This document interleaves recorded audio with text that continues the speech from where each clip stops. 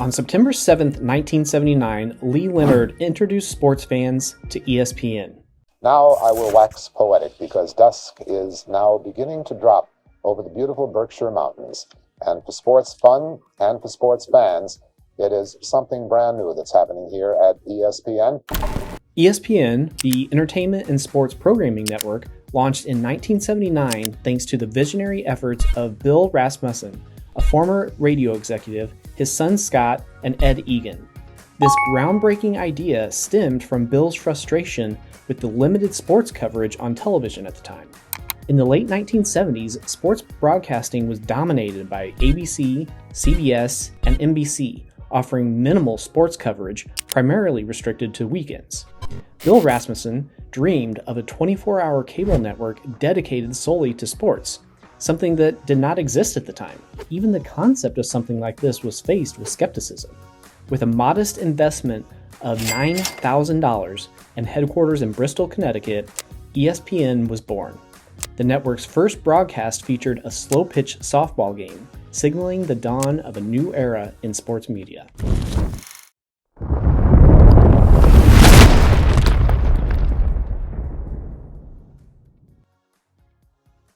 I am Nick McLean with 4 Pillars Investors. We don't really focus on investments in sports. Instead, we focus on boring businesses. These are businesses you walk by every day and don't think twice about. The story of ESPN is nothing short of the classic entrepreneurial success story. For decades, ESPN has been more than just a sports network. It's been a cultural phenomenon, a constant companion, and a source of countless memories for sports fans around the world. Imagine the sound of Stuart Scott's signature catchphrase echoing in your living room, or the excitement of waking up early on a Saturday morning to watch College Game Day.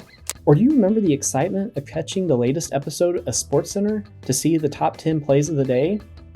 Or the way Chris Berman's enthusiastic "He could go all the way" made even the simplest highlight reel feel like a monumental event? ESPN didn't just report sports news. It made sports news exciting, accessible, and a part of daily life. What's your favorite memory of watching ESPN? I know mine. It was when College Game Day went to Arrowhead Stadium to preview the MU-KU football game. A little bit of pop and lock. Booyah! What's been some of your favorite commercials on the This Is SportsCenter series? Leave a comment, I'd love to hear.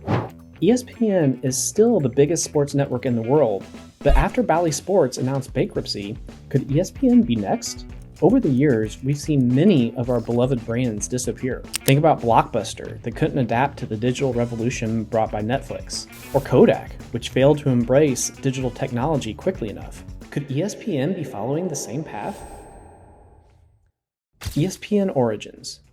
In the pre-ESPN era, sports fans had to navigate a fragmented media landscape. Television broadcasts were sparse, limited mostly to weekends and major sporting events. Newspapers provided detailed coverage, but they lacked the immediacy and excitement of live broadcasts. Radio offered a more immediate connection, but was limited by the absence of visual content. ESPN changed all that, bringing the thrill of live sports to millions of homes 24/7. The picture you're watching right now has been taken by a camera sent through some sophisticated equipment to this Earth transmitting station, which in turn feeds a satellite located 22,300 miles above the equator just south of Hawaii. The satellite receives the picture, sends it to an Earth station near your home, which in turn takes the picture over cable into your living room set. Shows like Pardon the Interruption and Around the Horn brought a new dimension to sports commentary, blending insightful analysis with a dose of humor and personality. It's like Stephen A. Smith. Stephen A. What's up, Damon? How are you? And Scott Van Pelt. Join the show. Ready to bring you SportsCenter. Became household names. They weren't just reporters, they were friends who shared your passion for sports and was almost like having a discussion with friends after the game. Beyond television, adapting to the changing media landscape. ESPN's impact wasn't limited to television. The launch of ESPN.com in 1995 and later the ESPN app provided fans with access to sports content on their terms. It's not just about having websites, it's about making your content available to go to every platform. So for us, with launching the Developer Center, that's really what we're trying to do, is find out a way to extend our content to be everywhere. These digital platforms offered live streaming, real-time scores, and exclusive content, making ESPN a go-to resource for sports fans. From a business point of view, we can see that they kept up with the changing media and technology landscape, but the road ahead would not be smooth sailing. ESPN's innovation. Was ESPN successful just because people wanted more sports programming? Not really. As we often see, a good idea was paired with innovative business strategy. In this case, ESPN leveraged satellite technology, which was in its infancy at the time, to broadcast ESPN to a national audience. This move was revolutionary and allowed ESPN to bypass the traditional, expensive network distribution channels, making it accessible to cable operators across the country. This bold strategy paid off, and ESPN quickly gained a foothold in the burgeoning cable television market. That being said, securing content was a major hurdle, as established networks held the rights to most major sports events. To fill its 24-hour programming schedule, ESPN aired a variety of unconventional sports like Australian rules football, demolition derbies, and even chess. While these sports didn't attract massive audiences, they provided ESPN with much needed content and helped build a loyal, albeit niche, viewership. I remember watching College Game Day on a Saturday morning, hearing about all the great rivalries we were going to see that day, and then the show ends and it cuts to the professional bowling tour. Before ESPN's advent, sports media was a fragmented and limited domain. Fans relied heavily on newspapers, radio broadcasts, and sporadic television coverage to stay updated on their favorite sports teams. Major sporting events like the Super Bowl, the World Series, and the Olympics received substantial coverage, but regular season games and niche sports were often neglected. SportsCenter, which debuted on ESPN's first day, was a game changer, offering a nightly recap of the day's sports events. The show quickly became ESPN's flagship program, attracting millions of viewers and setting a new standard for sports news. People tuned in for the sports coverage, but kept coming back for the personalities. Tapping into a younger demographic. Over the years, the network continued to venture into new territories, broadcasting extreme sports through the X Games, which debuted in 1995. The X Games brought sports like skateboarding, BMX biking, and snowboarding to mainstream audiences, tapping into a younger demographic and expanding the definition of sports entertainment. This move not only diversified ESPN's programming, but also cemented its reputation as an innovator in sports media. The network actively engaged its audience through interactive campaigns and social media. The launch of ESPN.com in 1995 provided fans with a new platform to access sports news, scores, and analysis. The website quickly became one of the most visited sports sites on the internet, extending ESPN's reach and influence. ESPN2. Though ESPN.com was a technologically savvy play, ESPN demonstrated a willingness to place bigger and bigger bets on the amount of sports programming that its audience wanted. The launch of ESPN2 in 1993 was another milestone for the brand. Targeting a younger, more diverse audience, ESPN2 featured edgier content and alternative sports. The new channel allowed ESPN to experiment with programming and reach new demographics, further solidifying its position as the leader in sports media.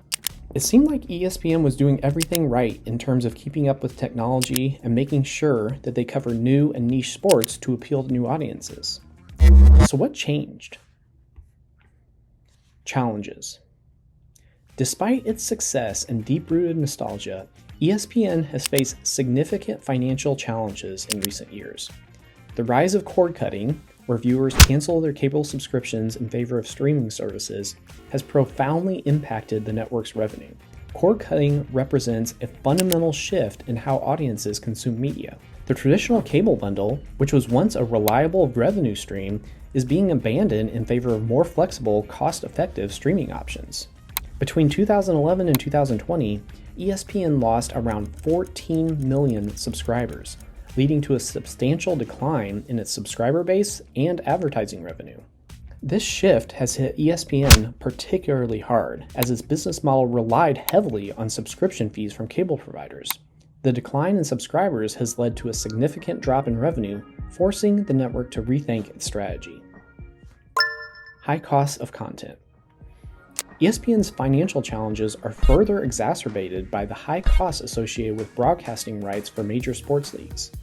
In 2014, ESPN signed a 9-year deal worth $15.2 billion with the NBA, and in 2021, it renewed its NFL rights for $2.7 billion per year.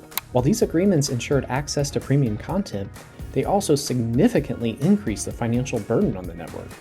The high costs associated with broadcasting rights for major sports leagues have strained ESPN's finances. Spectrum dispute. Adding to ESPN's financial distress was the recent dispute with Spectrum, one of the largest cable providers in the United States. Spectrum pays Disney, ESPN's parent company, $2.2 billion annually for programming, with a significant portion of this amount allocated to ESPN. When Disney's channels, including ESPN, went dark on Spectrum, it resulted in a daily loss of over $4 million in subscriber revenue for ESPN. This situation posed a critical threat, as the prolonged blackout could have led to an annual loss exceeding $1.4 billion for the network. ESPN's response. In response to these challenges, ESPN implemented several cost-cutting measures, including layoffs and budget cuts. In 2017, the network laid off around 100 employees, including prominent on-air talent. Additional 300-plus layoffs followed in 2020, 2021, and 2023, as ESPN continued to grapple with the evolving media landscape. The future of sports media is uncertain, but it's clear that the landscape is rapidly evolving. Streaming services like Netflix, Amazon Prime, and Disney Plus have fundamentally changed how audiences consume content, and sports are no exception. ESPN has responded by launching its own streaming service, ESPN Plus, offering exclusive content and live events for a monthly fee. ESPN Plus has been a step in the right direction, attracting over 17 million subscribers as of 2023. The service offers a mix of live sports, original programming, and on-demand content, catering to a new generation of sports fans. However, ESPN Plus faces stiff competition from other streaming platforms and digital media outlets. To remain relevant, ESPN will need to continue innovating and adapting to the changing preferences of sports fans. Direct-to-consumer models. Industry experts suggest that the future of sports media will likely involve more direct-to-consumer models, with sports leagues and teams offering their own streaming services. This shift would give fans more control over their viewing experience and potentially reduce costs. What's in the future for ESPN? ESPN's journey from a modest startup in Bristol, Connecticut, to a global sports media powerhouse is a testament to the evergreen demand for sports content and the power of innovation. In recent months, however, ESPN has faced severe financial turmoil that has brought the iconic sports network to the brink of bankruptcy. The combination of lost revenue from cord cutting, the Spectrum dispute, technology, and the high costs of broadcasting rights has put ESPN in a precarious financial position. Industry analysts have raised concerns about ESPN potentially facing bankruptcy if it cannot stabilize its revenue streams and reduce its financial liabilities. The shift to digital distribution and focusing on platforms like ESPN Plus is part of ESPN's strategy to adapt to the changing media landscape, but the financial pressures remain immense. Could big tech drive ESPN out of business? Traditionally, media companies have relied on advertising revenue, selling space to businesses targeting broad audiences. However, digital media has introduced new revenue streams and disrupted traditional models. Platforms like Google and Facebook dominate digital advertising due to their targeted approach, compelling traditional media to develop digital strategies and explore subscription-based models. Subscription services have gained importance with the rise of streaming platforms such as Netflix and Disney Plus, offering ad-free content for a fee and attracting consumers who prefer an uninterrupted service. When Twitter originally purchased the rights to simulcast Thursday Night Football in 2016, it paid just $10 million. 6 years later, Amazon is paying $1 billion per year for exclusive rights to weekly games. YouTube is now the new home of NFL's Sunday Ticket package. For $2 billion per year, YouTube will be able to stream out-of-market NFL games, granting access to games not shown on local networks. In mid-2022, Apple, which was also interested in Sunday Ticket, agreed to pay $2.5 billion for the rights to all Major League Soccer regular season games and League Cups for the next 10 years. Despite these challenges, there are numerous opportunities. Digital platforms offer global reach, expanding market potential, and targeted advertising, enhancing user engagement and revenue generation. Partnerships and collaborations between traditional media companies and tech giants could shape the future landscape, providing new opportunities for innovation and growth. Additionally, social media platforms such as YouTube, Instagram, TikTok, etc. have a massive global reach like never before. They present massive distribution opportunities for content that has a mainstream appeal as well as niche content. And content itself might be ESPN's saving grace. ESPN has almost single-handedly created a new and different class of sports stars, the commentators themselves. We all hear about massive paydays that athletes get, but what about ESPN personalities like Stephen A. Smith? He is reported to make upwards of $20 million per year on his next contract. He is worth it by almost all accounts. The only reason he is worth that amount is because he is creating content, not just reporting on it. Media companies that embrace innovation, diversify revenue streams, and maintain integrity will thrive in the dynamic media landscape. The future of media will likely blend content, technology, and data to create more engaging and personalized experiences for audiences worldwide. The future of ESPN and sports media in general hinges on the network's ability to innovate and adapt to new consumption patterns. Traditional cable networks like ESPN must find ways to integrate streaming services, engage audiences through digital platforms, and manage the high cost associated with premium sports content. ESPN's influence goes beyond just the traditional media landscape. It has drastically altered the trajectory of certain sports and certainly athletes within those sports. Who knows where some of our favorite athletes would be today without ESPN's exposure?